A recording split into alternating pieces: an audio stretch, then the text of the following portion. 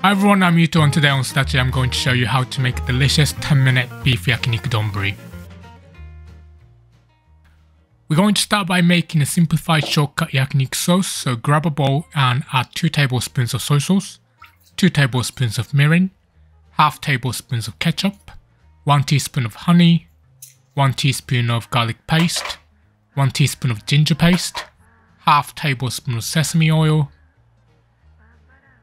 half tablespoon of sesame seeds, half teaspoon of chili powder, quarter teaspoon of lemon juice, 1 teaspoon of apple juice, and quarter teaspoon of ground black pepper. This serves 2 and I've put a list of ingredients in the description.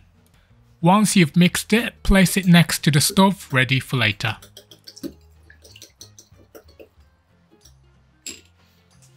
Next, heat your pan on high and add a drizzle of oil. When it's nice and hot, add 300 grams of sliced beef. I'm using beef harami or skirt steak, which is popular in yakiniku restaurants. You can use whatever cut you like, but I suggest something a bit fatty so it stays tender and juicy after frying. This high heat is cooking the beef quickly, so you need to act fast and turn it over as soon as it's browned. If you want to add vegetables to the dish, you'd need to fry those before the beef. Things like onions, bell peppers or asparagus work very well.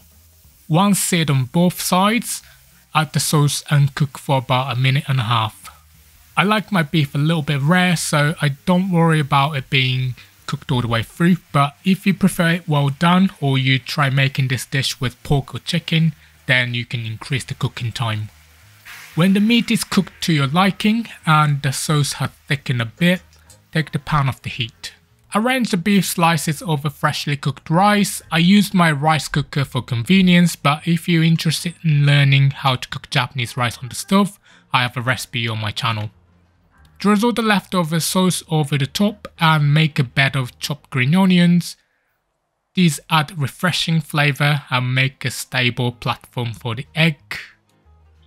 I like serving it with a raw egg yolk, but if that's not your thing, you can just add a boiled egg or hot spring egg instead. And that's it, super easy shortcut yakiniku donburi in a frying pan. And great news, I've launched a free mobile app that makes following along with my recipes even easier. It's the perfect kitchen companion after watching my videos.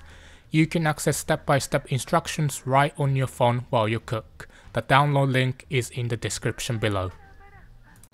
Thank you for watching and thank you everyone who voted for this recipe. If you want to learn more about this recipe and substitute ingredients, you can read the written version on my blog. I've put the link on the screen.